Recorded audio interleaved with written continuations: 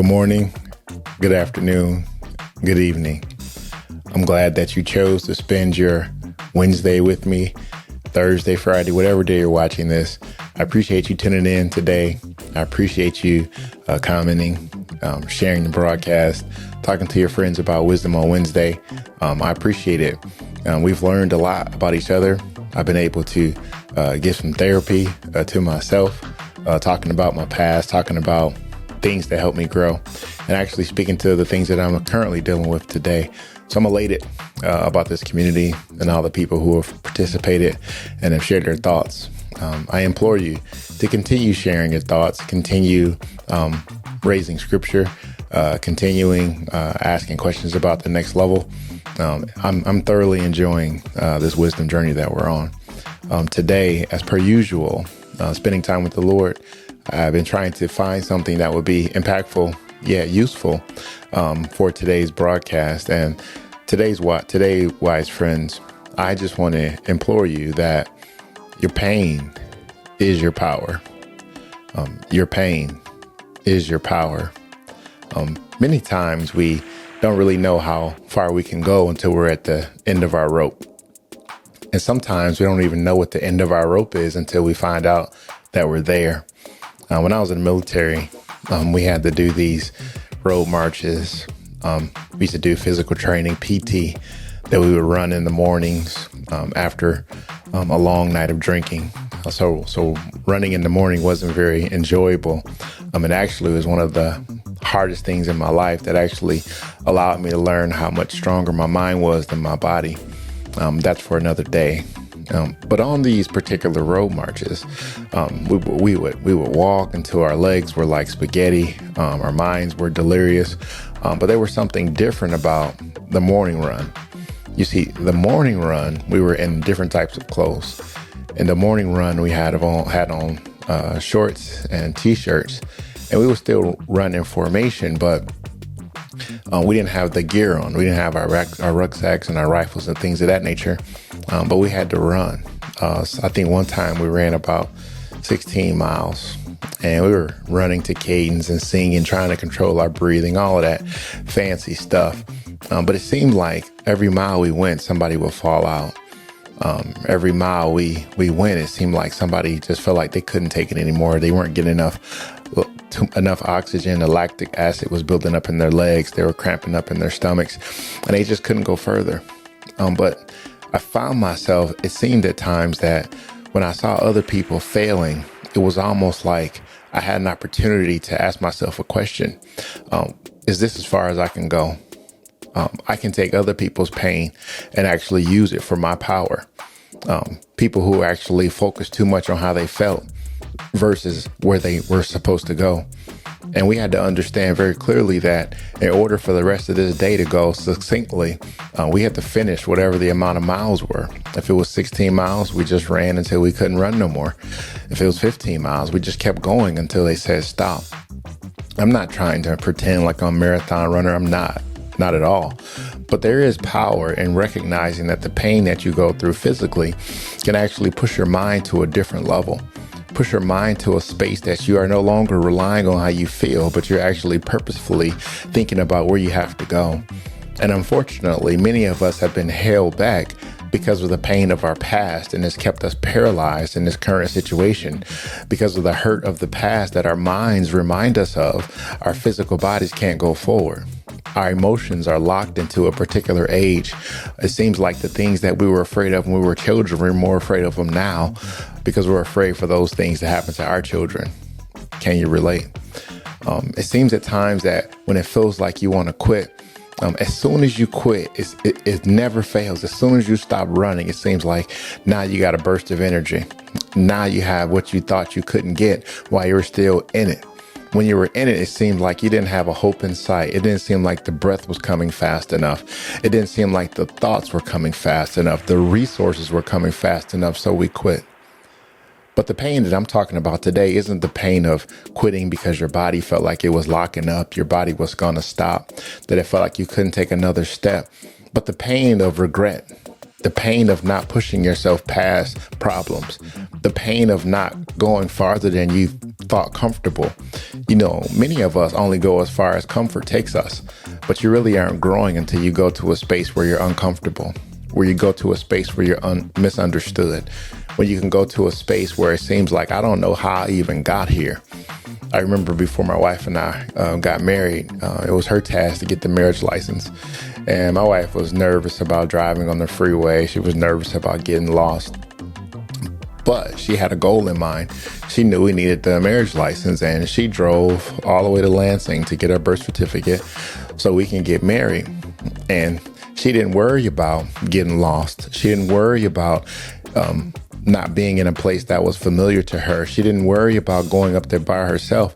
She had vision. She had something that was going to happen for her. And she knew if that thing was going to happen for her, she was going to have to do something painful. She was going to have to do something uncomfortable. She was going to have to do something that she wasn't accustomed to doing. So her power came from her pain of anxiety. She was nervous. She was afraid, but she had purpose. And friends, when you have purpose, you have to not let anxiety rule you. When you have purpose, you have to remember, what am I doing this for? Why did I start? Am I working so I can grow my family? Am I investing so I can have a brighter future? Am I building this house so my children can have a legacy of me? Why did I start? So if I remember why I start, just because things get uncomfortable, I'm not going to quit. If I recognize the vision before me, the problems of today can't stop me. So if we recognize that our pain is our power, we have to know that those things are going to allow us to grow farther than we could possibly go without them. I've been blessed to work out over 30 years now, and I thoroughly enjoy working out in the gym.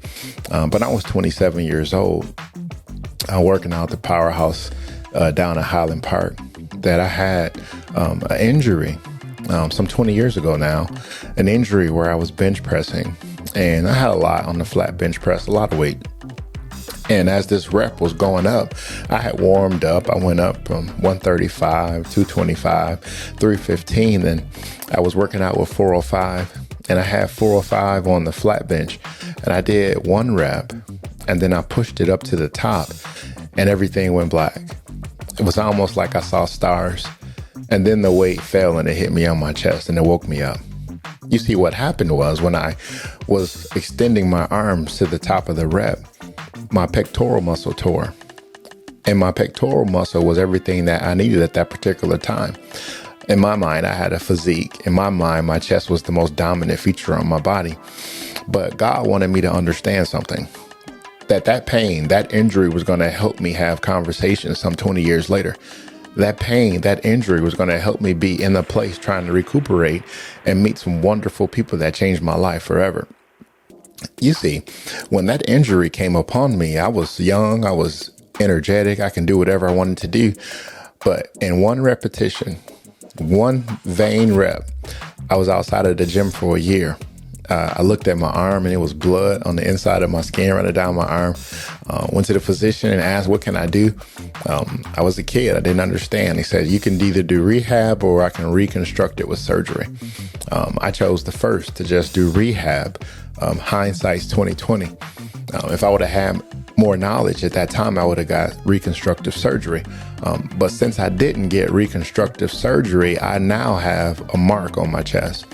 I have a mark that's an indicator that I'll never be able to lift what I could lift before. I have a painful thought, a painful reminder that one rep changed my physical physique, that one rep changed the way I look at the bench press. But I want to encourage you today that my pain is my power, that because I have a story to tell, I was able to instruct many young men that I met about the danger of having very long arms and bench pressing a lot of weight. Because of my pain, I was able to consult. Because of my pain, I was able to start a training business that, not because I was so knowledgeable, but I kept getting hurt. And sometimes some of the best things you can teach is the things not to do. So I became a personal trainer and I had several clients and it became very, very good to me. And my mind was helping me get to another space. But ultimately, there's areas that I would have never gone if I would have never experienced that pain. You see, that pain opened up a door for me to depend on God. You see, my equilibrium was off. I was falling. I was all out of sorts. I was sad. People were asking me why I was losing weight because I hadn't been in the gym for a year. There was just so much going on. But ultimately, I want to encourage you today that I was painfully pouting because I wasn't my normal self. I wasn't comfortable being the strongest person in the room. I wasn't comfortable not being the most with the best physique in the room. Now I was in a space to where I had to understand that my mind was my strongest muscle. Now I was learning that the things that were between my ears were going to open doors for me that my biceps couldn't. My pain became my power, that now I can tell war stories about what happened to me and people can learn from my mistakes. So even if I can't lift the same thing I used to lift, I now have friends that can lift it for me. Just because I can't push what I used to push, that injury introduced me to people that can push it for me. You see, sometimes pain is hurtful. Sometimes pain is misunderstood, but pain ultimately will open doors that you could not open without that pain. So I had to learn to rely on other things. I had to learn to rely on other people. I had to learn to recognize that I'm not as strong as I think I am. I had to finally realize that God wanted me to be in a space where I was dependent on him, that I wasn't relying on my strength. I wasn't relying on my intellect. I wasn't relying on my morality. I wasn't relying on my intellectualism. He put me in a space where I could only depend on him. And that's what pain will do, wise friends. So I don't want you to feel like you're a failure because you're going through things. I don't want you to feel like you're going to be stuck here for too long. But what I will ask you to do is while you're here, pay attention to the signs. Pay attention to the instructions of what's going on while you're going through what you're going through. Pay attention because you're going to tell a story one day and that story is going to be your power. That story is going to be the results and the reason for your pain. Because God never allows us to go through anything without it being something that's going to bless somebody else one day. So what's your story? What had you in such pain? What had you in tears this week that you thought that you were the only one? That you thought that nobody understands you? Can I encourage you today that God sees every tear? He hears every prayer. He knows your hurting place, and he's here for you. He'll never leave you. He'll never forsake you. He'll always be with you. But I want you to understand that your pain is your power.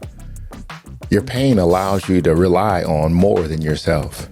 Your pain allows you to recognize your weaknesses, and the strongest person in the room is the one who knows his weaknesses. And when you understand your weaknesses, you know how to protect them. When you understand your weaknesses, you know how to keep them out of harm's way. When you understand your vulnerable spots, you know who to keep those from. But if you don't recognize you have weaknesses, your weaknesses will be your downfall. If you don't understand that we all have a blind spot and you've never let anybody in to help you out, one day those blind spots will overcome you. But be encouraged today that your pain is your power. The things that you cried about yesterday will be the things that you'll testify about tomorrow. The people that you lost will be the people that you remember. I had a great opportunity of watching some young men do some amazing things this past Father's Day weekend, speaking about some very hurtful things in their lives. But I was so excited listening to their stories, and as they were recounting their times with their fathers and the things that they've done with their fathers. And some of their fathers are here, some of them aren't here anymore, and some of them just not in their lives. But I was excited looking at these young men, realizing that one day they're going to be wonderful fathers, that one day they're going to be men who know how to say what they feel. They're going to be men who are going to be able to express the pain that they feel in their heart today for the loss of their relationship with their father or the loss of their father. And they're going to be impactful in their sons and their daughters' lives. That's exciting to me, that the thing that makes you cry today will be the thing that will impact the people that's going to come from you. Generations are going to come from you. And your pain is your power to be the matriarch of your family. I hope this was a blessing for you today. It certainly encouraged my soul. Remember, your pain is your power. And if you don't have pain, you won't have power to do all that God has called you to do. Keep in mind that God loves you more than you can ever imagine. This is Ray with Wisdom on Wednesday. Have yourself a blessed day. Bye-bye.